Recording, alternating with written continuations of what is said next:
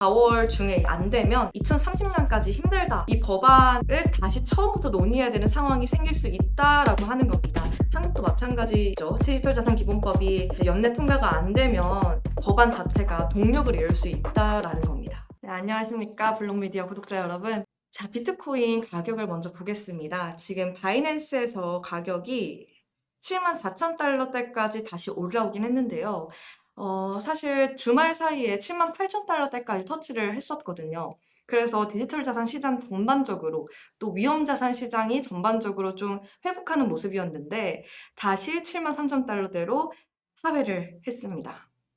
자, 물론 이유는 미국과 이란의 정치적 갈등, 지정학적 리스크 때문일 거고요.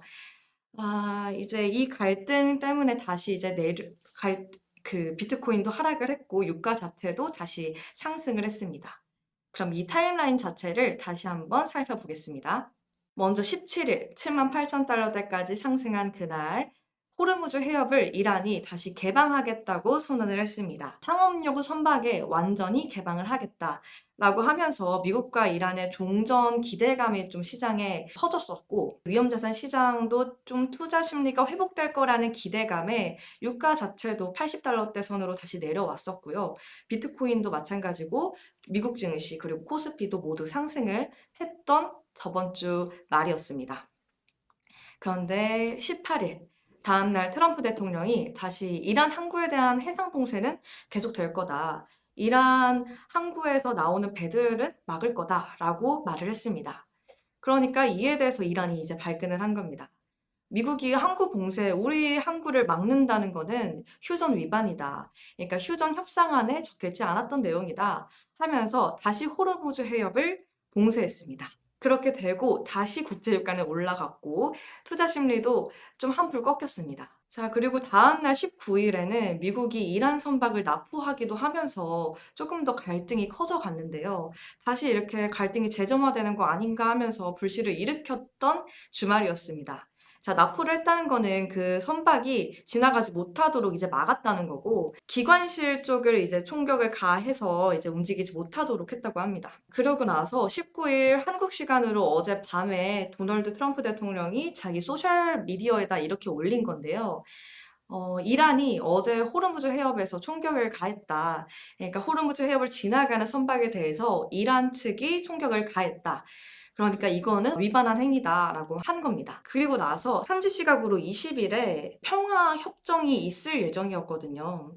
그 파키스탄에서 이제 협상이 다시 이루어질 예정이었는데 트럼프 대통령은 이렇게 보이는 것처럼 파키스탄으로 대표단을 보낼 예정이다라고 했는데 오늘 이란에서 발표한 얘기를 보면은 이란 측은 이제 협상할 계획이 없다, 가지 않을 것이다라고 논의할 계획이 없다 이렇게 밝히기도 했습니다. 그래서 양측 간 좀 의견이 갈리기도 하면서 갈등이 다시 일어나는 거 아닌가라고 걱정을 하는 건데요.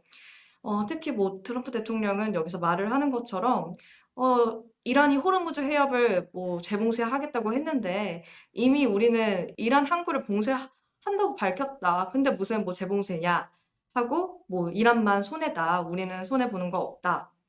이렇게 하고 있고요.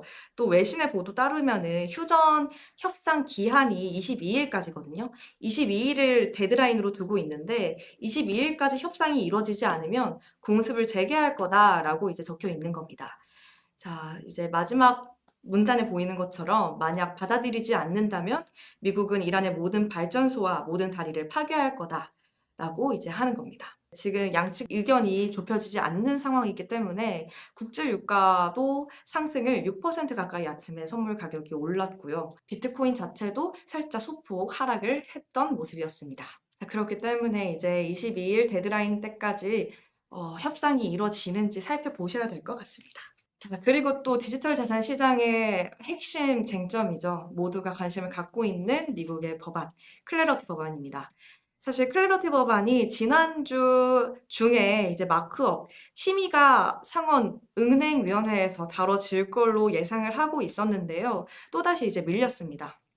지금 이 캡처한 사진은 팀스코 상원의원의 15일 박스 비즈니스에서 인터뷰한 내용인데요. 클래러티 법안 은행이 통과는 한 2주 정도 소요가 될 거다 하는데 이유는 뭐 쟁점이 이제 두세 가지 있다 한 가지는 일단 우리가 많이 알고 있는 것처럼 스테이블 코인 이자 지급과 관련해서 쟁점이 있다. 사실 이 조율안이 어느 정도 나왔다고 이제 보도가 되긴 했었죠. 코인베이스는 이제 이자 지급을 허용해야 한다는 입장이고 은행 업계에서는 계속해서 이걸 막고자 하는 겁니다. 은행 예금에서 이제 돈이 다 빠져나갈 수 있다. 자금 이탈을 우려를 하면서 이자 지급을 절대로 허용하면 안 된다라고 하는 거고요. 그래서 조율안으로 나왔던 거는 스테이블 코인에 대한 뭐 거래나 결제에 대한 보상 리워드는 제공을 하되 보유하고 있는 스테이블 코인에 대한 이자를 지급하는 건 없는 걸로 하자라고 조율안이 나왔다. 어느 정도 조율이 됐다라고 보도가 됐는데 또다시 이게 쟁점으로 부상이 됐다라고 이제 했습니다. 그리고 디파이 프로토콜 관련해서도 쟁점이 있었는데요. 사실 클래러티 법안 같은 경우에는 발행자에 대해서 좀 책임을 물고 있는데 디파이 프로토콜에 따르면은 탈중앙화 프로토콜에 따르면 오픈 소스를 기반으로 이제 개발자들이 발행을 하는 시스템이기 때문에 이럴 경우에는 어떤 누구에게 개발자에게 책임을 물을 것이냐 하는 그런 쟁점이 아직 조율이 되지 않았고요. 근데 이것도 조율안이 어느 정도 추려졌다라는 보도가 많이 됐습니다. 그래서 조율안이 이제 금방 나올 것이다 라고 얘기를 하는 겁니다. 자, 근데 사실 팀스콧도 그렇고 이렇게 클래러티 법안에 대해서 좀 우호적인 입장, 그리고 분명한 입장을 전달하는 그 미국 의원들이 있습니다. 팀스콧이랑 뭐 신시아 루미스 같은 경우인데요. 좀 강경한 입장을 이제 내세우고 있다 보니까 어느 정도 이제 톤 다운해서 들어야 한다는 입장도 있긴 합니다. 의원들의 그런 입장을 제가 정리를 해봤는데 뭐 왼쪽이 좀 클래러티 법안, 그 디지털 자산의 우호적인 인물들이고 오른쪽은 좀 신중해야 된다 하면서 좀 법안에 대해 좀 부정적인 입장을 내세우는 의원들입니다. 여기에 마찬가지로 신시아 루미스, 팀 스콧, 뭐 버니 모레노도 있고요. 엔젤라 엘소브루스, 존 부즈먼 이렇게 디지털 자산 관련해서 좀 혁신을 중요시해야 된다라고 의견을 펼치는 의원들이 이렇게 있습니다. 대표적으로. 사실 원래 저번 주 마크업이었는데 마크업이라는 거는 법안을 심의한다라는 말입니다. 4월 중에는 꼭 이제 마크업이 된다. 라고 했는데 솔직히 이런 말은 뭐 이번 연도 1월부터 얘기가 나왔던 것 같은데 왜 미뤄졌냐 하면은 사실 제일 큰 이유는 케빈 워시 차기 연준 의장 지명을 두고서 이제 미뤄진 건데요. 후순위로. 사실 케빈 워시 연준 의장 상원 은행위 청문회가 국내 시각으로는 밤 11시, 내일 밤 11시에 생중계됩니다. 상원 은행위원회 홈페이지, 공식 홈페이지 가시면은 생중계로 보실 수 있어요. 아무튼 이 케빈 워시 의장에 대한 뭔가 지명이 될지 안 될지에 대해서 확실하게 정해져야 클래러티 법안도 조금 더 속도를 낼 수 있을 거라고 업계는 또 보고 있습니다. 사실 케빈 워시가 계속 지명이 좀 뭔가 논란이 있는 이유는 또 트럼프 대통령의 뭐 연준 독립성 위반 뭐 이런 얘기도 있고요. 사실 민주당 쪽에서 반대하는 그런 의견들도 있기 때문에 좀 계속해서 논란이 되고 있고 이 청문회 이후에도 이 연준 의장이 정말 확실하게 지명될 거다라고 하고는 못한다고 합니다. 두 번째 이렇게 나왔던 것처럼 은행위 소속에는 공화당 의원이 13명 있고 민주당 의원이 11명 있습니다. 따라서 공화당 의원이 모두 이제 찬성을 해야 좀 안전하게 이제 다음 챕터로 이제 넘어갈 수 있는 그런 힘이 생기는 건데 여기서 만약에 한 명이라도 이제 반대를 하면은 12명 대 12명이니까 이제 또 계속해서 지연이 되고 미뤄지고 할 수 있는 겁니다. 그래서 아까 팀 스콧이 얘기했던 쟁점 중에 하나도 이런 공화당 의원들의 그런 수요도 조사를 해야 된다. 그렇기 때문에 2주 정도 또 걸린다라고 인터뷰에서 말을 하기도 했습니다. 자, 그래서 아까 말씀드렸던 것처럼 뭐 폴리티코에서 4월 13일에 보도를 냈던 기사인데 이게 또 아까 그겁니다. 은행과 디지털 자산 업계 간의 그런 스테이블코인 이자와 관련된 갈등. 사실 뭐 초안 조율안이 어느 정도 됐다고 했는데 계속해서 이제 뭐 은행권이 엄청나게 로비를 한다고 이제 밝혀지기도 했고 그렇기 때문에 뭐 이제 문구가 잘 정리된 것 같다. 그렇기 때문에 저번 주에 이제 공개를 할 수 있을 것 같다라고 했는데 또 미뤄졌죠. 근데 사실 이거는 케빈 워시와 관련된 이슈가 있었기 때문에 미뤄졌다고 보시면 될 것 같습니다. 자, 그러면은 다음 마크업이 언제쯤 될까라고 하면은 일단은 5월 첫째 주에는 정기 휴회입니다. 그래서 5월 마지막 주도 메모리얼 데이로 한 주 쉬어갑니다. 그렇기 때문에 5월 중에 되려면 그 둘째 주와 셋째 주 사이에 이제 열려서 이뤄져야 될 거고요. 이제 내일 그 인사청문회 이후로 또 마크업 일정이 언제 잡히는지도 한번 보셔야 될 것 같습니다. 그래서 5월 내로 일단은 마크업이 이루어져야 중간 선거 이전에 빠르게 이제 표결을 진행하고 법안 통과가 이뤄질 수 있는데, 그래서 좀 미뤄지는 거에 대한 업계는 걱정을 하고 있는 겁니다. 사실 케빈 워시가 지명이 되고 안 되느냐가 왜 또 이제 좀 업계에 중요하냐 하면은, 케빈 워시 차기 의장이 좀 그래도 친크립토적 성향을 갖고 있습니다.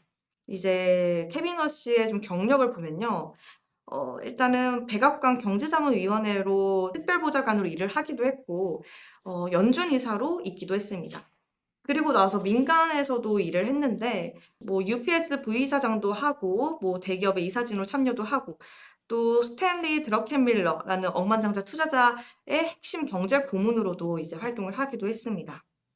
그리고 또 최근에 케빈 워시의 그 포트폴리오가 공개가 되기도 했는데, 상당히 많은 디지털 자산 그런 투자 포트폴리오를 갖고 있었습니다. 이렇게 나오는 것처럼 솔라나 뭐 옵티미즘 이렇게 직접적으로 투자를 하기도 했지만, 또 좀 눈에 띄었던 점은 폴리마켓에도 지분을 투자를 하고 있었고, 뭐 크립토 전문 벤처 캐피탈에도 지분을 갖고 있었습니다. 그렇기 때문에 디지털 자산에 어느 정도 좀 해박하게 지식을 갖고 있는 사람이라고 이제 인식이 되고, 또 경력 중에 하나는 베이시스라는 알고리즘 스테이블 코인 프로젝트의 고문으로 활동을 하기도 했습니다.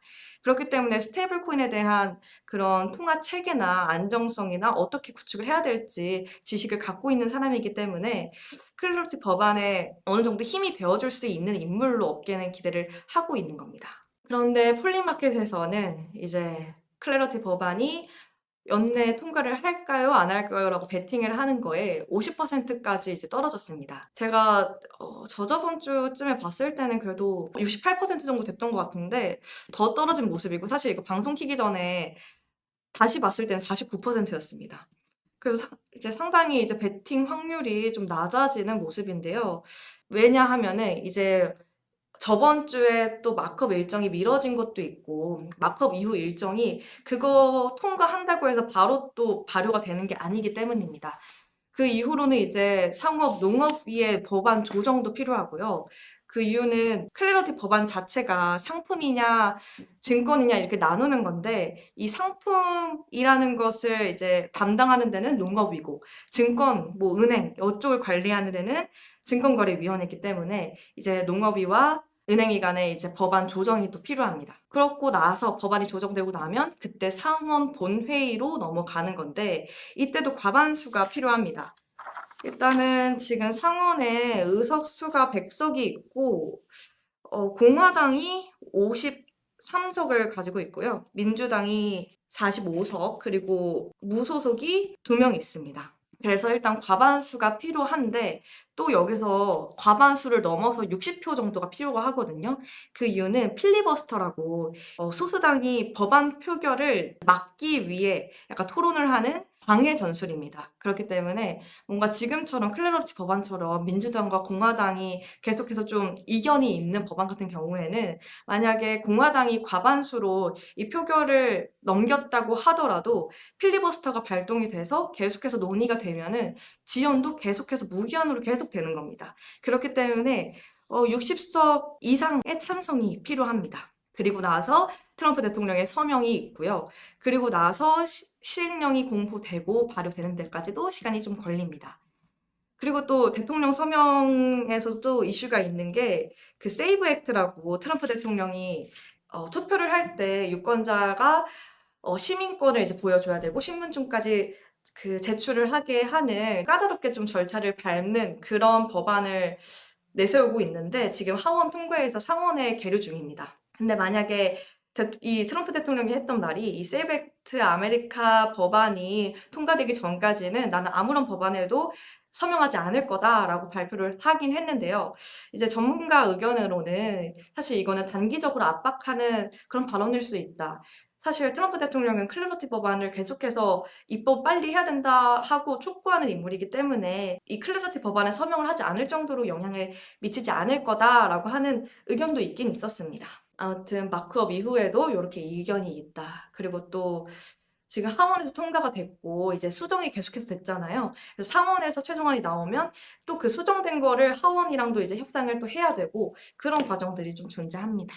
그래서 신시아 루미스 의원이 좀 세게 말했던 발언이 있습니다. 4월 중에 이제 안 되면 2030년까지 힘들다라고 발언을 하긴 했는데요. 극단적인 시나리오이긴 합니다. 물론 말이 안 되는 시나리오는 아닌데 그 루미스 의원이 하는 말은 이제 11월에 중간 선거가 있는데 이제 뭐 4, 5월 넘어가고 뭐 휴회 기간 있고 이렇게 넘어갔을 때 선거운동이 또 거치고 이제 의원들이 바쁠 때 법안을 통과를 못 시키고 11월까지 또 넘어가게 되면은 한국도 마찬가지인 것처럼 지방선거가 있으면 법안 통과 자체가 좀 미뤄지는 경향이 있죠. 그래서 미국도 마찬가지인 건데, 또 중간선거 이후에 상원의 소속, 뭐 은행의 소속이 또 다시 의원들이 교체가 되기 때문에 이 법안을 다시 처음부터 논의해야 되는 상황이 생길 수 있다라고 하는 겁니다. 그렇게 될 경우에 다시 2, 3년이 걸려서 2030년까지 힘들다라고 하는 건데 한국도 마찬가지죠. 디지털 자산 기본법이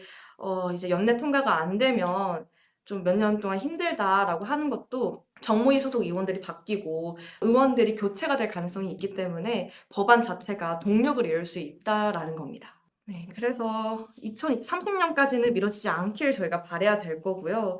지금 제일 가능한 시나리오는 만약에 4, 5월 중에 통과가 안 되면 연내 힘들다라고까지 좀 봐주시면 될 것 같습니다. 연내는 정말 힘들 것 같고요. 중간 선거가 끝나기 전까지는 동력을 잃고 계류할 가능성이 크다라고 봐주시면 될 것 같습니다. 자, 이제 클레버디 법안 얘기는 여기서 마쳤는데 지난주에는 뭐 여러 행사들이 있었는데 행사에서 막 업계 관계자분들 말을 들어보면 뭐 하나같이 이미 열릴 시장이라고 보고 있습니다. 그렇기 때문에 규제가 어떻게 마련되는지가 좀 중요할 것 같고 지금 사실 발행 주체와 뭐 지분율 관련해서 엄청나게 쟁점이 되고 있는데 사실 뭐 인프라를 어떻게 구축할 것인지 어디다 발행을 할 건지 체인은 어떤 뭐 글로벌 블록체인을 선택을 할 건지 아니면 그냥 국가 내에 있는 체인을 쓸 건지도 좀 빨리 정해야 될 것 같습니다. 네, 그러면 이제 오늘 제가 준비한 소식은 여기까지이고요.